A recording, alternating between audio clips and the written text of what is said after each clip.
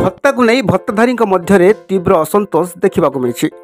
मान्यवर पूर्वतन मुख्यमंत्री श्रीयुक्त नवीन पट्टनायक निर्देश क्रमे आज पूर्वतन संस्कृति और पर्यटन मंत्री तथा विजु जनता दलर बालेश्वर जिला सभापति ज्योति प्रकाश पाणिग्राही शिमला निर्वाचन मंडल विभिन्न स्थान में भत्ताधारी स्थानीय सरपंच एवं समिति सभ्य मानकु नहीं समस्त वर्गर भत्ताधारी को तुरंत वर्धित भत्ता प्रदान दाबी में सचेतनता कार्यक्रम अनुष्ठित हो जाइछि।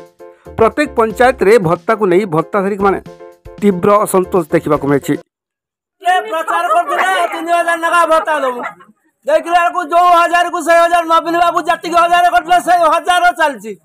तारी काम चलछि। ये खाली नुआ भुडरा मार दे की चली गले हमर जाई दुआउडी दे के मारी हटी पैसा दउना भोट लगावली कहला पैसा दउ भोट नेला कोन कहि भोट नेला देखेला टीवी रे देखेला मोबाइल रे देखेला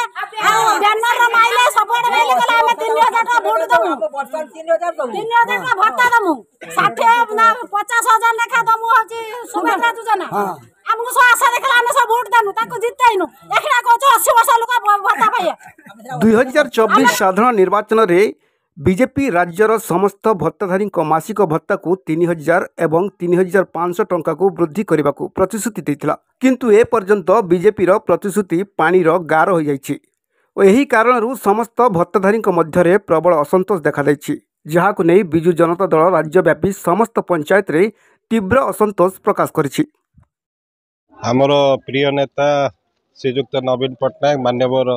पूर्वतन मुख्यमंत्री एवं विरोधी दल नेता जी जनमानस हृदय अच्छी डाकरारे सबू जिलार सभापति एवं विधायक एवं समस्त को ये अनुरोध करा जायछि, निर्देश दिया जायछि जे बीजेपी नेतृत्व सरकार जो प्रतारणा करिसंती भत्ता को 3000 टंका 60 वर्षिया को दबार थिला एवं 80 वर्षिया को 3500 टंका से प्रतारणा करचंती बजेट में मध्य प्रावधान करना। तेणु पंचायत स्तर ए विरोध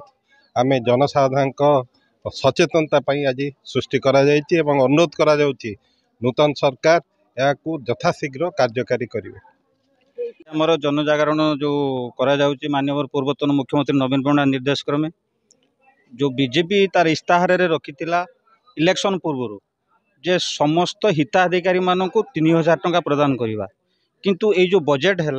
ए बजेट रे से केवल रखिला कौन ना 80 वर्ष ऊर्ध्व को 3500 टंका एवं 80% हैंडिकैप्ट मान को 3500 टंका, किंतु जो ता पूर्वर रहीगले 60 वर्ष ऊर्ध्व आम पंचायत रे आपन जदि खोजिबे 8 ରୁ 10 जन खंडे बाहरिबे 80 वर्ष ऊर्ध्व, किंतु ये जो मिछ प्रतिश्रुति देकी लोक मानक आज सरकार को आसीबा आमे सरकार को चेताई दउचु जे जो प्रतिश्रुति आपन देइथिले ताकू पूरण करंतु। आगामी दिन में नले तीव्र रूप धारण करिवो आमे समस्त हिताधिकारी मानकू नै राजरास्ता को सचेतन में जो सरकार मोहन माझी सरकार समस्त को इलेक्शन आगु प्रतिश्रुति देइथिला प्रत्येक लोक 3000 टंका भत्ता पाए। बर्तमान 80 वर्ष ऊर्ध्व 80 वर्ष जो माने बयस्क हैंडिकैप्ट पाए 3500 आ साधारण लोक पाए 1000 से तीव्र विरोध कर समस्त को सचेतन करा।